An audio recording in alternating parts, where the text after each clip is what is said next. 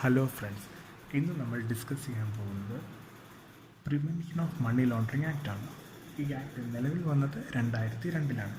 ആദ്യം നമുക്ക് ഈ ആക്ട് എന്താണെന്ന് നോക്കാം. അതായത് ലോണ്ടറിങ് എന്ന് വെച്ചാൽ സിമ്പിൾ ടൈംസിൽ പറയുകയാണെങ്കിൽ എന്താ, ക്ലീൻ ചെയ്യുക. അത് ഫിനാൻഷ്യലി പറയാൻ നേരത്ത് ഒരു ഇല്ലീഗൽ സോഴ്സിലൂടെ കിട്ടിയ ഒരു എമൗണ്ടിനെ നമ്മൾ ലീഗൽ സോഴ്സിലൂടെ കിട്ടിയതാണെന്ന് കാണിക്കുന്നതിനാണ് ലോണ്ടറിങ് എന്ന് പറയുന്നത്. അതായത് ഒരു ടെയിൻറ്റഡ് ഇൻകത്തെ അല്ലെങ്കിൽ ടെയിൻറ്റഡ് പ്രോപ്പർട്ടി അൺടെയിൻറ്റഡ് സോഴ്സ് ഓഫ് ഇൻകമായി നമ്മൾ കാണിക്കുന്നതിനെയാണ് മണി ലോണ്ടറിങ് എന്ന് പറയുന്നത്. അപ്പോൾ ഒരു ഇല്ലീഗൽ സോഴ്സ് എന്നുള്ള ഇൻകം എന്ന് പറയുമ്പോൾ ഇല്ലീഗൽ ആക്ടിവിറ്റീസ് എന്തൊക്കെയാണ്? സ്മഗ്ലിങ്, മർഡർ, അറ്റാക്ക്, ടെററിസം, ഇതൊക്കെ ഇല്ലീഗൽ ആക്ടിവിറ്റീസാണ്. പക്ഷേ ഈ ഇല്ലീഗൽ ആക്ടിവിറ്റീസ് ഒന്നും നമ്മുടെ PMLA പരിധിയിൽ വരില്ല. അതെല്ലാം IPC അല്ലെങ്കിൽ ക്രിമിനൽ പ്രൊസീജിയർ പരിധിയിലേ വരികയുള്ളൂ. പക്ഷേ ഈ ഇല്ലീഗൽ സോഴ്സിൽ നിന്ന് നമുക്ക് എന്തെങ്കിലും ഇൻകം ഉണ്ടെങ്കിൽ അത് നമ്മുടെ PMLA ആക്ടിൻ്റെ പരിധിയിൽ വരും. ഓക്കെ, ഇനി അടുത്തതായിട്ട് നമുക്ക് ഈ ആക്ടിൻ്റെ പർപ്പസുകൾ എന്താണെന്ന് നോക്കാം. ബ്രോഡ്ലി നമ്മൾ ഈ ആക്ടിൻ്റെ പർപ്പസ് എന്താണെന്ന് പറയാം, നമ്മുടെ എക്കണോമിയിൽ ഇങ്ങനത്തെ ഇല്ലീഗൽ മണിയുടെ ഫ്ലോ കുറയ്ക്കുക അല്ലെങ്കിൽ തടയുക എന്നത് തന്നെയാണ് ഇതിൻ്റെ മേജർ പർപ്പസ്. ടെററിസത്തിന് വേണ്ടിയുള്ള ഫിനാൻസ് മാറ്റുക, ക്രോസ് ബോർഡർ എക്കണോമിക് ഒഫൻസുകളൊന്നും ഉണ്ടാകാൻ ശ്രമിക്കുക, ഇതൊക്കെ എൻ്റെ ആക്ടിവിറ്റി ആയിട്ട് വരും. ഓക്കെ, പിന്നെ നമുക്കൊന്ന് ഇതിൻ്റെ പരിധിയിൽ വരുന്നതാണ് ഫുൾ ഫ്ലെഡ്ജ് മണി ലെൻഡേഴ്സ്, പിന്നെ നമ്മുടെ കാസിനോസ്, ഇതെല്ലാം ഇതിൻ്റെ പരിധിയിൽ വരുന്നതാണ്.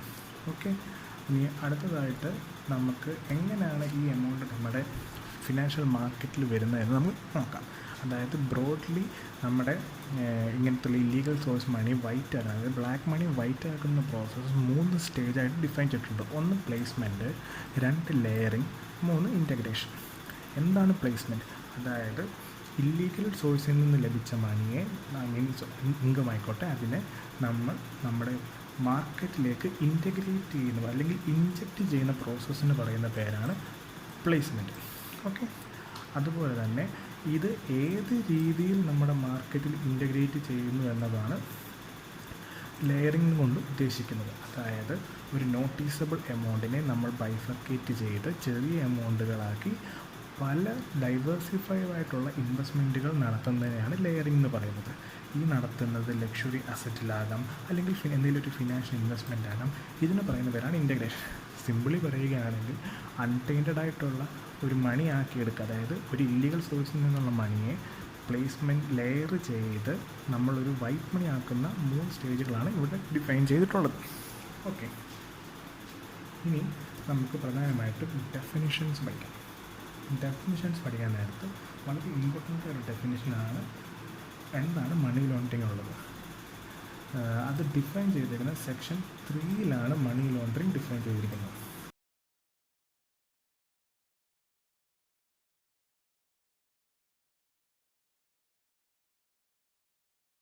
ഓക്കെ, സെക്ഷൻ 3-ലാണ് മണി ലോണ്ടറിങ് ഡിഫൈൻ ചെയ്തിരിക്കുന്നത്. ഇനി എന്താണ് ഡെഫിനിഷൻ എന്ന് നോക്കാം. ഹൂസോഎവർ ഡയറക്റ്റ്ലി ഓർ ഇൻഡയറക്റ്റ്ലി, ഇത് ഇമ്പോർട്ടൻ്റ് ആണ്. അതായത് അവൻ മാർക്കറ്റ് പാർട്ടിസിപ്പൻ്റ് ആവണമെന്നില്ല. Directly or indirectly attempts to indulge or knowingly assist, അതായത് അസിസ്റ്റ് ചെയ്തിട്ടുണ്ടോ എങ്കിലോ അല്ലെങ്കിൽ knowingly is a party or actually involve ആയിട്ടുണ്ടെങ്കിൽ, അതായത് ഇയാൾ മണി ലോണ്ടറിങ് ചെയ്യണമെന്നില്ല, അതിൻ്റെ ആംബിറ്റിൽ വേണമെന്നുണ്ടെങ്കിൽ, പക്ഷേ അയാൾക്ക് അറിവുണ്ടെങ്കിലോ അയാളുടെ ഇൻഡയറക്റ്റ് അതിനെ അസിസ്റ്റ് ചെയ്തിട്ടുണ്ടെങ്കിലോ ഇതിൻ്റെ പരിധിയിൽ വരുന്നതായിരിക്കും. അതായത് activity connected with proceeds of crime. Proceeds of crime വളരെ ഇമ്പോർട്ടൻ്റ് ആണ്. അത് നമ്മൾ അടുത്ത ഡെഫിനിഷനിൽ പഠിക്കും. പ്രൊസീഡ്സ് ഓഫ് ക്രൈം എന്ന് ഉദ്ദേശിക്കുന്നത് ഇല്ലീഗൽ ആക്ടിവിറ്റിയിൽ നിന്ന് എന്തെങ്കിലും എമൗണ്ട് കിട്ടുന്നുണ്ടെങ്കിൽ അതിനെയാണ് പ്രൊസീഡ്സ് ഓഫ് ക്രൈം എന്ന് പറയുന്നത്. And projecting is as untainted property, ഇതാണ് നമ്മൾ പറഞ്ഞത്. ഈ വാക്ക് ഇമ്പോർട്ടൻ്റ് ആണ്. അൺടൈൻറ്റഡ് പ്രോപ്പർട്ടി, അതായത് മലയാളത്തിൽ പറയുകയാണെങ്കിൽ എന്താണ്, വൈറ്റ് മണിയായി അങ്ങനെ കാണിക്കുന്നതിനെയാണ് മണി ലോണ്ടറിങ്ങിൻ്റെ പരിധിയിൽ വരുന്നത്. ഓക്കെ, അടുത്തത് proceeds of crime. Proceeds of crime എന്ന് പറയുന്നത് any property derived or obtained directly or indirectly by a person as a result of criminal activity relating to a scheduled offence. അതായത് ഷെഡ്യൂൾഡ് ഒഫൻസ് നമ്മളിനി പഠിക്കും. അതായത് ഈ PMLA കുറേ ഒഫൻസുകൾ classify ചെയ്തിട്ടുണ്ട്. ബ്രോഡ്ലി 3 ക്ലാസിഫൈ ചെയ്തിട്ടുണ്ട്. Part A, part B, part C. അതുകൊണ്ട് വരുമ്പോൾ നോക്കാം. അങ്ങനെ ആ ഓരോ ഷെഡ്യൂളിലും പറഞ്ഞിട്ടുള്ള ക്രിമിനൽ ആക്ടിവിറ്റിയിൽ നിന്ന് എന്തെങ്കിലും ഇൻകം കിട്ടുകയാണെങ്കിൽ അതിനെ പ്രൊസീഡ്സ് ഓഫ് ദ ക്രൈമായിട്ട് ട്രീറ്റ് ചെയ്യുന്നതായിരിക്കും. അടുത്തത് എന്താണ് പേയ്മെൻറ്റ് സിസ്റ്റം? പേയ്മെൻറ്റ് സിസ്റ്റം വലിയ ഇമ്പോർട്ടൻറ്റ് ഡെഫിനേഷൻ ഒന്നുമല്ല. ബട്ട് പേയ്മെൻറ്റ് സിസ്റ്റം എന്താണെന്ന് വെച്ച് കഴിഞ്ഞാൽ നമ്മൾ ഇങ്ങനെ കിട്ടുന്ന ഇല്ലീഗൽ മണി നമ്മുടെ ഫിനാൻഷ്യൽ സിസ്റ്റത്തിലാണല്ലോ ഇൻജെക്റ്റ് ചെയ്യുന്നത്. അപ്പോൾ അതിൽ നമ്മൾ ഉപയോഗിക്കുന്ന ക്രെഡിറ്റ് കാർഡ് ഓപ്പറേഷൻസ് അല്ലെങ്കിൽ ഡെബിറ്റ് കാർഡ് ഓപ്പറേഷൻസ് ഇതെല്ലാം, അതായത് ഒരു പേറും ബെനഫിഷ്യറി, അതായത് അവർ തമ്മിൽ നടക്കുന്ന എന്ത് ട്രാൻസാക്ഷനും ഫിനാൻഷ്യൽ ട്രാൻസാക്ഷനും അത് സാധ്യമാവുന്നുണ്ടെങ്കിൽ അവിടെ ഒരു പേയ്മെൻറ്റ് സിസ്റ്റത്തിൻ്റെ എക്സിസ്റ്റൻസ് വേണം. അതാണ് പേയ്മെൻറ്റ് സിസ്റ്റത്തിൻ്റെ ഡെഫിനേഷൻ. അത്ര ഇമ്പോർട്ടൻ്റ് ഒന്നുമല്ല. അടുത്തത് എന്താണ് വളരെ ഇമ്പോർട്ടൻറ്റ്, ഷെഡ്യൂൾഡ് ഒഫൻസ് എന്താണെന്നാണ് പഠിക്കുന്നത്. അതായത് മേജറായിട്ട് ഷെഡ്യൂൾഡ് ഒഫൻസ് 3 തിരിച്ചിട്ടുണ്ട്.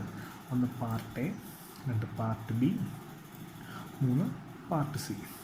ഓക്കെ, അതായത് പാർട്ട് എയിൽ പറയുന്നത് പാർട്ട് എയിൽ കുറച്ച് ഷെഡ്യൂൾ ഒഫൻസ് പറഞ്ഞിട്ടുണ്ട്. അതുപോലെ പാർട്ട് ബിയിൽ പറഞ്ഞിട്ടുണ്ട്, പാർട്ട് സിയിലും പറഞ്ഞിട്ടുണ്ട്. പക്ഷേ 2002 പാർട്ട് ബിയിലെ എല്ലാ ഒഫൻസും പാർട്ട് എയിലോട്ട് ഷിഫ്റ്റ് ചെയ്തിരുന്നു. പക്ഷേ 2015 ഒരു ഒഫൻസ് മാത്രം പാർട്ട് ബിയിൽ ഇരിക്കുമ്പോൾ ഇപ്പോൾ ഒരു ഒഫൻസേ ഉള്ളൂ. അത് 1 crore എബോ, അതായത് 1 crore എബോ ഉള്ള ഇതിലാണ് പാർട്ട് ബിയിലുള്ള ഒഫൻസ്. ഓക്കെ, പിന്നെ പാർട്ട് സിയിലും കൊടുത്തിട്ടുണ്ട്. അടുത്തത് പണിഷ്മെൻറ്റ് ഫോർ മണി ലോണ്ടറിങ്. ഈ സെക്ഷൻ വളരെ ഇമ്പോർട്ടൻ്റ് ആണ്. Section 4 punishment for offence of money laundering. നമ്മൾ ഒരു മണി ലോണ്ടറിങ്ങിൻ്റെ പരമായി എന്തെങ്കിലും ഒരു ഒഫൻസ് ചെയ്തിട്ടുണ്ടെങ്കിൽ മിനിമം എന്ന് പറയുന്നത് 3 വർഷവും 7 years. ഇതാണ് പണിഷ്മെൻറ്റ്. വിത്ത് ഫൈൻ അതിൻ്റെ കൂടെ എന്തായാലും ഉണ്ടാകും. 3 വർഷം 7 years. പക്ഷേ എന്തെങ്കിലും നാർക്കോട്ടിക്സ് സംബന്ധമായ ഒരു ഒഫൻസാണ് അതിൽ ഇൻവോൾവ് ആയിട്ടുണ്ടെങ്കിൽ ആ മിനിമം 3 years മാക്സിമം 10 years ആകും. അതായത് ആ 7 years എന്നുള്ള അപ്പർ ലിമിറ്റ് മാറി 10 years ആകും. ഇതാണ് പണിഷ്മെൻ്റ് എന്ന് പറയുന്നത്. അടുത്തത് obligation of banking companies. Okay, ഇതിന് മുമ്പ് നമുക്കൊരു കാര്യം ഡിസ്കസ് ചെയ്യേണ്ടത് എന്താണെന്ന് വെച്ച് കഴിഞ്ഞാൽ ഒരു എക്സാമ്പിളാണ്. അതായത് നമ്മൾ ബാങ്കിൽ എത്ര എമൗണ്ട് ഇൻവെസ്റ്റ് ചെയ്തിട്ടുണ്ടെങ്കിലും അവർക്കൊരു കട്ട് ഓഫ് ലിമിറ്റ് ഉണ്ട്. ആ ഒരു ലിമിറ്റിൽ കൂടുതലൊരു ട്രാൻസാക്ഷൻ നടക്കുന്നതാണെങ്കിൽ അവർ അത് റിപ്പോർട്ട് ചെയ്യേണ്ട ഒരു ഒബ്ലിഗേഷൻ ബാങ്കിങ് എൻറ്റിറ്റീസിനുണ്ട്. അത് മണി ലോണ്ടറിങ് ഡിപ്പാർട്ട്മെൻറ്റിന് വേണ്ടിയിട്ട് അവർ ഡേറ്റ ട്രാൻസ്ഫർ ചെയ്യേണ്ടതായിട്ടുണ്ട്. ഓക്കെ, അപ്പം അവരുടെ എന്തൊക്കെയാണ് റിപ്പോർട്ടിംഗ് എൻറ്റിറ്റീസാണ് ഈ ബാങ്കിങ് കമ്പനീസ്, ഫിനാൻഷ്യൽ ഇൻസ്റ്റിറ്റ്യൂഷൻ എന്നൊക്കെ പറയുന്നത്. ഇനി അവരുടെ എന്തൊക്കെയാണ് അവരുടെ ഒബ്ലിഗേഷൻ നോക്കാം. സെക്ഷൻ വളരെ ഇമ്പോർട്ടൻ്റ് ആണ്, സെക്ഷൻ 12. അതിൻ്റെ ഒബ്ലിഗേഷൻ എന്തൊക്കെയാണെന്ന് വെച്ച് കഴിഞ്ഞാൽ maintain A record of all transactions. അതായത് പാർട്ടിയുമായിട്ടുള്ള ട്രാൻസാക്ഷൻസിൻ്റെ ഒരു റെക്കോർഡ് അവർ മെയിൻറ്റെയിൻ ചെയ്യണം. അത് 5 yearsത്തേക്ക് അത് മെയിൻറ്റെയിൻ ചെയ്യണം. ഓക്കെ, പിന്നെ അടുത്തത് ഫർണിഷ് ടു ദ ഡയറക്ടർ. അതായത് ഡയറക്ടറിന് പ്രിസ്ക്രൈബ് ടൈമിനുള്ളിൽ ഇൻഫർമേഷൻസ് ഇങ്ങനെയുള്ളതിൻ്റെ അത് ഫർണിഷ് ചെയ്തിട്ടുണ്ടായിരിക്കണം. Okay, 3 verify the identity of the clients and identity of the beneficiary. Actually ഈ 2 പോയിൻ്റ് ഇപ്പോൾ റെലവൻസ് ഇല്ല. അതായത് അത് ഇത്തവണ അത് ഒമിറ്റ് ചെയ്തിട്ടുണ്ട്. May 2020 അത് ഒമിറ്റ് ചെയ്തിട്ടുണ്ട്. കാര്യം KYC നോംസിൽ ഓൾറെഡി ഇത് വരുന്നത് കൊണ്ട് തന്നെ ഈ 2 പോയിൻറ്റിന് ഇപ്പോൾ ഒരു റെലവൻസും ഇല്ല. ഈ 4ാമത്തെ പോയിൻ്റ് എന്താണെന്ന് വെച്ച് കഴിഞ്ഞാൽ maintain A record of all the evidencing identity of the clients and beneficial owners as well as account filed or business correspondence relating to its clients.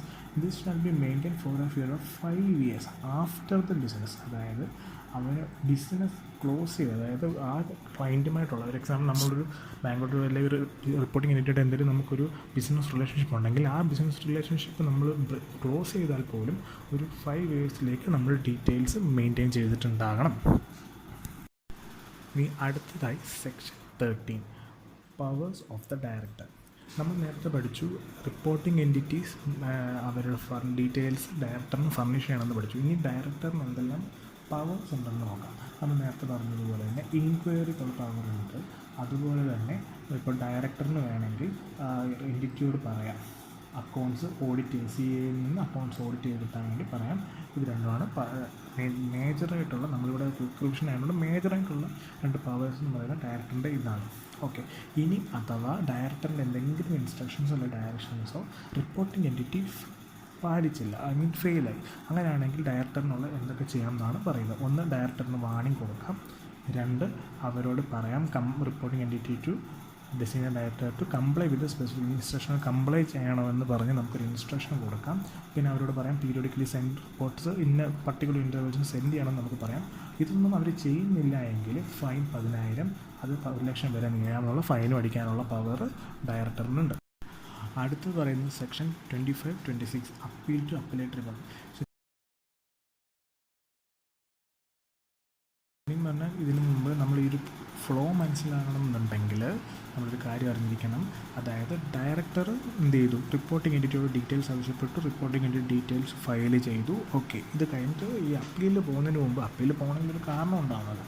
അതെന്താണെന്ന് വെച്ച് കഴിഞ്ഞാൽ സെക്ഷൻ 5 ആണ് അത് പറയുന്നത്. അതായത് സെക്ഷൻ 5 പറയുന്നത് എന്താണെന്ന് വെച്ചാൽ attachment of property involved in money laundering. അതായത് ഡയറക്ടറിന് ഡീറ്റെയിൽസ് കിട്ടി, ഡയറക്ടറിന് അത് എന്താണ് ആ ഡീറ്റെയിൽസ് അനലൈസ് ചെയ്തപ്പം ഡയറക്ടറിന് മനസ്സിലായി any person is in possession of the proceeds of crime and such proceeds of crime are likely to be concealed or transferred within any manner. അതായത് ആ ഡീറ്റെയിൽസ് കിട്ടിയായിരുന്നു ഡയറക്ടറിന് മനസ്സിലായതെന്ന് വെച്ച് കഴിഞ്ഞാൽ ഇങ്ങനൊരു മണി ലോണ്ടറിങ് പ്രോപ്പർട്ടി ഉണ്ട്, ഈ ഒരു പ്രോപ്പർട്ടി ട്രാൻസ്ഫർ ചെയ്യാനോ അല്ലെങ്കിൽ അൺടൈൻഡ് ആക്കി മാറ്റാനോ ഉള്ള പോസിബിലിറ്റീസ് ഉണ്ടെങ്കിൽ ഡയറക്ടറിന് പ്രൊവിഷണലി അത് അറ്റാച്ച് ചെയ്യാം. ഓക്കെ, അത് കോൺഫിസിക്കേഷൻ എന്ന് പറയാൻ പറ്റില്ല, പ്രൊവിഷണലി അറ്റാച്ച് ചെയ്യാം. കോൺഫിസിക്കേഷൻ എന്ന് പറയുമ്പം അതിൻ്റെ ഫുൾ കൺട്രോൾ മാറും, ഇത് പ്രൊവിഷണലി അറ്റാച്ച് ചെയ്യാം. അതുപോലെ തന്നെ അങ്ങനെ അറ്റാച്ച് ചെയ്യുകയാണെങ്കിൽ ഒരു റിപ്പോർട്ട് മജിസ്ട്രേറ്റിന് ഫോർവേഡ് ചെയ്തിട്ടുണ്ടാവണം. ഇത് മാക്സിമം 180 ഡേയ്സിന് വരെ പ്രൊവിഷണൽ അറ്റാച്ച്മെൻറ്റ് പറ്റുകയുള്ളൂ. ഇനി അഥവാ എന്തെങ്കിലും ഒരു കേസ് ഹൈക്കോർട്ടിൽ പെൻഡിങ് ഉണ്ട്, അങ്ങനെയാണെങ്കിൽ ഈ ഒരു എക്സ്ട്രാ ടൈം, അതായത് 180 ഡേയ്സിനുള്ളിൽ അവർ കോർട്ടിൽ പോയി ഒരു സ്റ്റേ വാങ്ങിച്ചുവെങ്കിൽ അതിൻ്റെ ഒടുക്കം ഇത് കറക്റ്റായിട്ട് തിരിച്ചു വന്നു, അങ്ങനെയാണെങ്കിൽ എക്സ്ട്രാ പീരീഡ് അലൗഡ് എന്ന് പറയുന്നത് period stay by high court plus 30 days. അതായത് എത്ര ദിവസം ഈ ഹൈക്കോർട്ടിന് സ്റ്റേ കാരണം നമുക്ക് നഷ്ടപ്പെട്ടോ അത് പ്ലസ് ഒരു മാക്സിമം 30 ഡേയ്സ് നമുക്ക് എക്സ്ട്രാ പീരീഡ് അലോ ചെയ്യാൻ വേണ്ടിയിട്ടുള്ള ഒരു പവറുണ്ട്. ഓക്കെ, ഇനി നമുക്ക് സെക്ഷൻ 25-26 എന്താണ് പഠിക്കാം. അതായത് അപ്പലേറ്റ് ട്രിബ്യൂണലിനെ കുറിച്ച് പറയുന്നതാണ് സെക്ഷൻ 25-26. അതായത് ഈ ഡയറക്ടറിൻ്റെ ഓർഡർ അഗ്രീഡ് ആയിട്ടുള്ള ആൾക്ക് വിത്തിൻ 45 ഡേയ്സ് അപ്പലേറ്റ് ട്രിബ്യൂണലിൽ നമുക്ക് അപ്പീൽ ഫയൽ ചെയ്യാം. പക്ഷേ ഇതിൽ ശ്രദ്ധിക്കേണ്ട എന്താണെന്ന് വെച്ച് കഴിഞ്ഞാൽ PLMA ആക്ടിൻ്റെ പരിധിയിൽ നമുക്ക് അപ്പലേറ്റ് ട്രിബ്യൂണൽ ഡിഫൈൻ ചെയ്തിട്ടില്ല. പക്ഷേ നമ്മൾ smugglers and foreign exchange manipulators ആ ഒരു ആക്ടിലെ അതിൽ ഡിഫൈൻ ചെയ്തിരിക്കുന്ന അപ്പലേറ്റ് ട്രിബ്യൂണലിൻ്റെ കോൺസ്റ്റിറ്റ്യൂഷൻ നമ്മൾ ഇതിൽ അഡോപ്റ്റ് ചെയ്തിരിക്കുന്നത്, അതാണ് അവിടെ പറഞ്ഞിരിക്കുന്നത്. അടുത്തതായിട്ട് സെക്ഷൻ 26 എന്താ പറഞ്ഞിരിക്കുന്നത് വെച്ചാൽ right and time frame to make an appeal. അതായത് ആർക്ക് എപ്പോൾ അപ്പീൽ ഫയൽ ചെയ്യും, അതായത് ഡയറക്ടർ അല്ലെങ്കിൽ അഗ്രീഡ് പേഴ്സൺ ആണെങ്കിൽ ആർക്ക് against by order of adjudicating authority ഓർഡറിന് എഗനിസ്റ്റ് അവർക്ക് ഫയൽ ചെയ്യാം. അല്ലെങ്കിൽ റിപ്പോർട്ടിംഗ് എൻറ്റിറ്റിക്കാണെങ്കിൽ ഡയറക്ടറിൻ്റെ ഓർഡറിന് എഗനിസ്റ്റ് ഫയൽ ചെയ്യാം.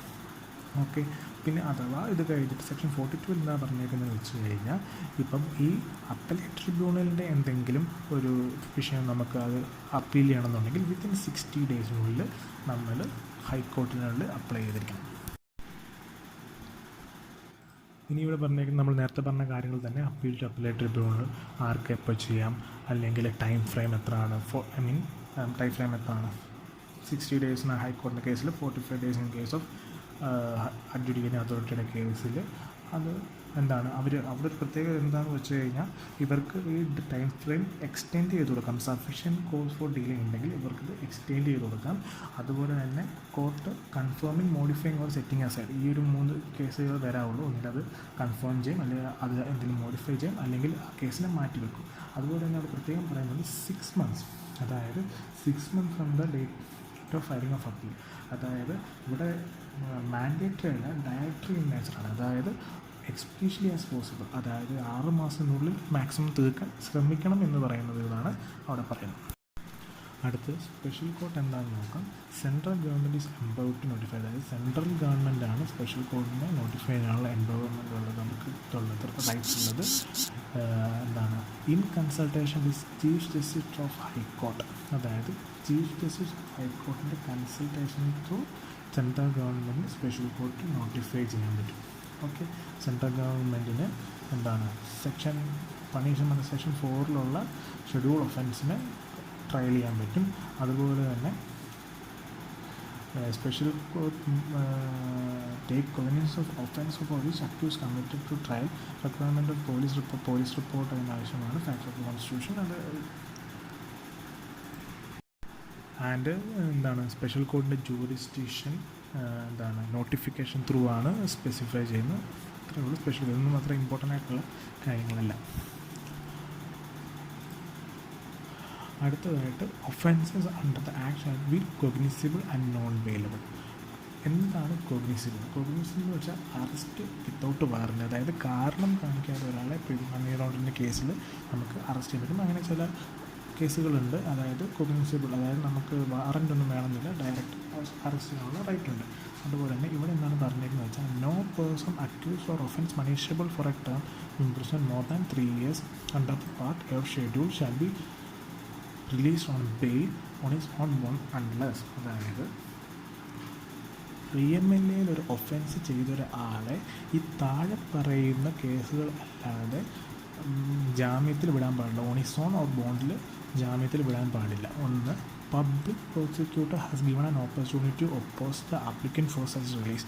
അതായത് താഴെ പറയുന്ന കാര്യങ്ങൾ ചെയ്യാതെ ഒരാളെ മണി ലോണ്ടറിങ്ങിൻ്റെ കീഴിൽ അറസ്റ്റ് ചെയ്ത ഒരാളെ ബെയിലിൽ വിടാൻ പാടില്ല എന്നാണ്. ഒന്ന്, പബ്ലിക് പ്രോസിക്യൂട്ടറിന് അയാളുടെ റിലീസിനെ ഒപ്പോസ് ചെയ്യാനൊരു അവസരം കൊടുക്കാതെയോ, അഥവാ അങ്ങനെ കൊടുത്തിട്ടുണ്ടെങ്കിൽ കോർട്ട് സാറ്റിസ്ഫൈ ആയി, അതായത് ഈ മണി ലോണ്ടറിങ് ചെയ്ത ആൾ ഇനി ഇതുപോലൊരു തെറ്റ് ചെയ്യില്ല, and he's not likely to commit an offence while on bail. അതായത് ജാമ്യത്തിന് വിട്ടാൽ ഇങ്ങനൊരു ഒഫൻസ് അയാൾ ചെയ്യില്ല എന്ന് കോർട്ടിന് ഒരു ഉറപ്പുള്ളപ്പോഴോ, അല്ലെങ്കിൽ പേഴ്സൺ ഓഫ് 16 years, അതായത് 16 വയസ്സ് താഴെയുള്ള ആൾ, വുമൺ അല്ലെങ്കിൽ സിക്ക് പേഴ്സൺ, അങ്ങനെയുള്ളവരെ കോർട്ടിന് ബെയിൽ വിടാം എന്നാണ് പറയുന്നത്. അങ്ങനെ വിടണം എന്നുള്ള ഒരു കണ്ടീഷൻ എന്താണെന്ന് വെച്ച് കഴിഞ്ഞാൽ public prosecutor has been given an opportunity to oppose appointment for such release. ഇത് കഴിഞ്ഞാൽ നമ്മൾ ജസ്റ്റ് അറിഞ്ഞിരിക്കേണ്ട 1-2 ഡെഫിനിഷൻസ് എന്താണെന്ന് വെച്ച് കഴിഞ്ഞാൽ offences of cross border implications. അത് എന്താണ് പറയുന്നതെന്ന് വെച്ച് കഴിഞ്ഞാൽ conduct by a person outside India which constitute an offence under Part A, B, C of Schedule had it have been committed in India, and if such person transfers proceeds of such conduct to India, or offence specified in Part A or B, C of Schedule which has been committed in India and the proceeds of crime has been transferred to a place outside India or attempt has been made to. എന്താണ് cross border implications എന്ന് വെച്ച് കഴിഞ്ഞാൽ ഇന്ത്യയിൽ പറഞ്ഞിരിക്കുന്ന ആ schedule ഒഫൻസസിൽ ഏതെങ്കിലും ഒന്ന് ഇന്ത്യക്ക് പുറത്തുനിന്ന് ഒരാൾ ചെയ്യുകയും അതിലെ പ്രൊസീഡ്സ് ഓഫ് ക്രൈം ഇന്ത്യയിലേക്ക് ട്രാൻസ്ഫർ ചെയ്യുകയും ചെയ്താൽ അത് ക്രോസ് ബോർഡർ ഇംപ്ലിക്കേഷൻ്റെ പരിധിയിൽ വരും. അതുപോലെ തന്നെ ഈ പറഞ്ഞിരിക്കുന്ന ഒഫൻസ് ഇന്ത്യയിൽ ഒരാൾ ചെയ്തിട്ട് അത് പുറത്തേക്ക് ട്രാൻസ്ഫർ ചെയ്താലും അത് ക്രോസ് ബോർഡർ ഇംപ്ലിക്കേഷൻ ഇതിൽ വരും. പിന്നെ വേറെ നമുക്ക് ഇന്ന് ഇമ്പോർട്ടൻ്റ് അല്ല, എന്നാൽ ജസ്റ്റ് ഒന്ന് അറിഞ്ഞിരിക്കാൻ വേണ്ടിയിട്ട് നമ്മൾ എന്താണെന്ന് വെച്ചാൽ ഒന്ന് letter of request contracting state section 57 പറഞ്ഞിരിക്കുന്നത്. അതെന്താണെന്ന് വെച്ച് കഴിഞ്ഞാൽ നമുക്ക് ചില എഗ്രിമെൻറ്റ്സ് ഉണ്ടാകും പുറം രാജ്യങ്ങളുമായിട്ട്. ആ കേസുകളിൽ നമുക്ക് ഡീറ്റെയിൽസ് വേണമെങ്കിൽ ഒരു ലെറ്റർ ഓഫ് റിക്വസ്റ്റ് ആ കോൺട്രാക്റ്റിംഗ് സ്റ്റേറ്റിലേക്ക് കൊടുക്കുന്നതിനാണ് letter of request to contracting state. In certain cases അവർ റിക്വസ്റ്റ് ഡേറ്റ നമുക്ക് കളക്ട് ചെയ്യാൻ വേണ്ടിയിട്ട് നമ്മൾ ചെയ്യുന്നതാണ്. അതുപോലെ തന്നെ അസിസ്റ്റൻസ് ടു കോൺട്രാക്റ്റിംഗ് സ്റ്റേറ്റ്, ഇതിൻ്റെ നേരെ റിവേഴ്സ്, അത് സെക്ഷൻ 58 പറഞ്ഞിരിക്കുന്നത്. അതായത് നമുക്ക് കോൺട്രാക്റ്റ് ഉള്ളൊരു കൺട്രി നമ്മളെ കോൺടാക്ട് ചെയ്യും, കുറച്ച് ഡീറ്റെയിൽസ് ഉണ്ട്, അപ്പോൾ നമ്മൾ കറസ്പോണ്ടിങ് ഡീറ്റെയിൽസ് അവർക്ക് ട്രാൻസ്ഫർ ചെയ്യുന്നതിനാണ് assistance to contracting state in certain cases എന്ന് പറയുന്നത്. ഇനി അടുത്തത് ജസ്റ്റ് പണിഷ്മെൻ്റാണ് പറയുകയാണെങ്കിൽ punishment for vexatious search. Vexatious എന്ന് വെച്ചാൽ ഡൺ ഫോർ ഫൺ, സിംപ്ലി പറയണം. അതായത് ചുമ്മാ ഒരാളെ പറ്റിക്കാൻ വേണ്ടിയിട്ട് അല്ലെങ്കിൽ ഒന്ന് തെറ്റിദ്ധരിപ്പിക്കാൻ വേണ്ടി ചെയ്യുന്ന അങ്ങനത്തെ നമ്മളൊരു ഫേക്ക് കോളൊക്കെ അല്ലെങ്കിൽ ഫേക്ക് ഇൻഫർമേഷൻ കൊടുത്ത് അങ്ങനെയൊക്കെ ചെയ്യുകയാണെങ്കിൽ, മീൻസ് റിവെഞ്ച് പോലെ ചെയ്യുകയാണെങ്കിൽ അയാൾക്ക് 50,000 ഫൈനും അല്ലെങ്കിൽ അപ് ടു 2 years ഇംപ്രിസൺമെൻറ്റും ഓർ ബോത്ത് ഇത് കിട്ടാനുള്ള സാധ്യതയുണ്ട്. അതുപോലെ തന്നെ punishment for false information or failure to give information. അതായത് നമ്മൾ ബൗണ്ട് ടു ഗിവ് ഇൻഫർമേഷനാണ്, എന്തെങ്കിലും നമുക്കിതൊരു അലിഗേഷൻ വന്നു കഴിഞ്ഞാൽ അങ്ങനെയുള്ള സമയത്ത് നമ്മളൊരു ഫോൾസ് ഇൻഫർമേഷൻ കൊടുക്കുകയാണെങ്കിൽ നമുക്ക് up to 2 years fine or 50,000 or both same penalty and imprisonment ആണ് ഇത് രണ്ട് കേസിലും. സെക്ഷൻ 62, 62 പറയുന്നത് പണിഷ്മെൻറ്റ് ഫോർ വെക്ഷ്യേഴ്സ് സെർച്ചും 63 പറയുന്നത് പണിഷ്മെൻറ്റ് ഫോർ ഫോൾസ് ഇൻഫർമേഷനും ആണ്. ഓക്കെ, ഇനി നമുക്ക് 2-3 ICAയുടെ മെറ്റീരിയൽ തന്നെ ക്വസ്റ്റ്യൻസ് നമുക്ക് നോക്കാം. ആക്ച്വലി ഇത്രയേ ഉള്ളൂ, സിമ്പിൾ ചാപ്റ്ററാണ്. 4 to 5 മാർക്സ് വെയിറ്റേജേ വരുന്നുള്ളൂ. വിത്തിൻ ഒരു ഹാഫ് ആൻ അവറിൽ കവർ ചെയ്യാവുന്നതാണ്. നമുക്കൊരു ക്വസ്റ്റ്യൻ നോക്കാം, നമ്മൾക്ക് ഒന്ന് നോക്കാം. Explain the meaning of the term money laundering. A non-smuggler was caught in transfer of money fund illegally exporting narcotic drugs. ഇപ്പോൾ നമ്മൾ നേരത്തെ കണ്ടതാണ് narcotic drugs from India to some countries in Africa. State the maximum punishment that can be awarded to him under the Prevention of Money Laundering Act. അപ്പോൾ നമ്മൾ ഒരു question വന്നു കഴിഞ്ഞാൽ ആദ്യം എന്താണ് മണി ലോണ്ടറിങ് എന്നുള്ള ഡെഫിനിഷൻ എഴുതും. ഡെഫിനിഷൻ പറഞ്ഞേക്കുന്നത് സെക്ഷൻ 3 ഡെഫിനിഷൻ നമുക്ക് നോക്കാം. സെക്ഷൻ 3 ഡെഫിനിഷൻ നമ്മൾ എഴുതണം. അത് കഴിഞ്ഞിട്ട് എന്താണ് ഫൈൻ പണിഷ്മെൻറ്റ് പറഞ്ഞേക്കുന്നത് സെക്ഷൻ 4 സെക്ഷൻ 4 എന്താ പറഞ്ഞേക്കുന്നത്, എന്താണ് 10 years മാക്സിമം ഉണ്ട്, അതുപോലെ തന്നെ മിനിമം 3 years ഉണ്ട്. ഓക്കെ, നാർക്കോട്ടിക്സിൻ്റെ കേസായിട്ട്. അല്ലാത്ത കേസാണെങ്കിൽ 3 to 7 ആണ്, ഇതിൽ 3 to 10 ആണ്. ഇത്രയേ ഉള്ളൂ. അത് ആ സെക്ഷൻ്റെ ഇതായിട്ട് നമ്മൾ എഴുതും. അടുത്ത ക്വസ്റ്റ്യൻ എന്താണെന്ന് വെച്ചാൽ Mister Fordan has been arrested for a cognizable and non bailable offence. എന്താണ് കൊഗ്നിസബിൾ എന്ന് വെച്ച് കഴിഞ്ഞാൽ അറസ്റ്റ് വിത്തൗട്ട് വാറണ്ട്, നമ്മളിനകത്ത് ഡിസ്കസ് ചെയ്തതാണ്. Punishment for a term of imprisonment for more than 3 years. More than 3 years ആണെങ്കിൽ അത് PMLA കോഗ്നിസബിളിൻ്റെ ഇതിൽ വരും. Under the prevention of money laundering advise how can be released. നമ്മൾ നേരത്തെ കണ്ടതാണ് എങ്ങനെയാണ് നമ്മൾ കോഗ്നിസബിളിൻ്റെ കേസ്. അതായത് നമ്മളിവിടെ നമ്മളിവിടെ കണ്ടതാണ് മോർ ദാൻ 3 years ഉള്ള കേസുകളാണെങ്കിൽ ഒരു പബ്ലിക് പ്രോസിക്യൂട്ടറിന് റിലീസിനെ ഒപ്പോസ് ചെയ്യാനൊരു അവസരം കൊടുക്കാതെയോ അങ്ങനെ കൊടുക്കണം. അങ്ങനെ കൊടുത്തിട്ടുണ്ടെങ്കിൽ കോർട്ട് സാറ്റിസ്ഫൈ ചെയ്യണം is not guilty and not likely to be commit any offence while on bail എന്നുള്ളൊരു കോർട്ടിന് സാറ്റിസ്ഫൈ ആവണം. പിന്നെ 16 years താഴെ ആയിരിക്കണം. വുമൺ ആണെങ്കിലും കൊടുക്കാം, 6 person കൊടുക്കാം. ഇത് തന്നെയാണ് ഇവിടെയും പറഞ്ഞിട്ടുള്ളത്. അതായത് public prosecutor has been given an opportunity അതായത് court satisfied reasonable ground and not likely to be guilty. Okay, അതാണ് അപ്പോൾ അത്രയേ ഉള്ളൂ ഒരു ക്വസ്റ്റ്യൻ. നമ്മൾ ICAയുടെ മെറ്റീരിയലിലെ ക്വസ്റ്റ്യൻസ് 3 ഇല്ലുസ്ട്രേഷനാണ്, ടെസ്റ്റ് ഓൺ നോളജാണ്, അതാണ് നമ്മളിവിടെ കൊടുത്തിട്ടുള്ളത്. അടുത്തത് adjudicating authority appoint under the prevention of money laundering act issued an order of attaching certain properties expressed in the aliquot involved in money laundering for a specified period. The company agreed the order. You seeks your advice about the remedy available under this act. Advice explaining the relevant provisions of Prevention of Money Laundering Act. ഈ ഒരു ക്വസ്റ്റ്യനിൽ നമ്മൾ നേരത്തെ പഠിച്ച 25, 26 appellate ട്രിബ്യൂണലിൻ്റെ full കേസസുകളാണ് വരുന്നത്. അപ്പോൾ നോക്കാം answer എന്താണ്. അതായത് ജസ്റ്റ് എസ്റ്റാബ്ലിഷ്മെൻറ്റ് അപ്പലേറ്റ് ട്രിബ്യൂണൽ 25 പ്രകാരം അപ്പലേറ്റ് ട്രിബ്യൂണലിൻ്റെ ഇത് എഴുതുക. സെക്ഷൻ 25 ആണ്. നമുക്ക് ഫോർ മാനിപ്പുലേറ്റേഴ്സ് ആയിട്ട് അതായത് സ്മഗ്ലേഴ്സ് ആൻഡ് അതിലെ കോൺസ്റ്റിറ്റ്യൂഷനിൽ പെടുന്ന ആ ആക്ടിൻ്റെ കീഴിലുള്ള അപ്പലേറ്റ് ട്രിബ്യൂണലാണ് നമ്മൾ ഇതിലേക്ക് എടുത്തിട്ടുള്ളത്. PMLAക്ക് സ്വന്തമായിട്ടൊരു അപ്പലേറ്റ് ട്രിബ്യൂണലില്ല. പിന്നെ അപ്പീൽസ് 26 സെക്ഷൻ 26 പറയുന്നത് 45 ദിവസത്തിനുള്ള അപ്പീൽ ഫയൽ ചെയ്യണം. ഡിലേ ഉണ്ടെങ്കിൽ റീസണബിൾ ആണെങ്കിൽ അതിൽ എക്സ്റ്റെൻഡ് ചെയ്യാം. Opportunity of paying appeal opportunity being heard അത് ഇത് ചെയ്യാം. അതുപോലെ അപ്പലേറ്റ് ട്രിബ്യൂണലിൽ confirming modifying setting as a case ഇത്രയും ചെയ്യാം. അതുപോലെ തന്നെ ഇതിൽ സാറ്റിസ്ഫൈ അല്ല എങ്കിൽ വിത്തിൻ 60 days ആണ്. വിത്തിൻ 60 days നമുക്ക് ഹൈക്കോർട്ടിന് അപ്പീൽ ചെയ്യാം. ഇത്രയേ ഉള്ളൂ ബേസിക്കായിട്ട് ഈ ചാപ്റ്ററിൽ. ഇത്രയും ക്വസ്റ്റ്യനുള്ള ICAയുടെ സ്റ്റഡി മെറ്റീരിയലും ടെസ്റ്റ് ഓൺ നോളജിലായിട്ട്. അപ്പോൾ നമ്മൾ ഈ ഒരു ചെറിയ ക്വിക്ക് റിവിഷനിൽ ചെയ്ത ഇത്രയും സെക്ഷൻസ് നല്ലതായിട്ട് നോക്കി നമുക്ക് നല്ല രീതിയിൽ ഒരു ചാപ്റ്റർ അത് വിത്തിൻ 20-30 മിനിറ്റ്സിനുള്ളിൽ നമുക്ക് കവർ ചെയ്യാവുന്നതാണ്. Okay, thank you.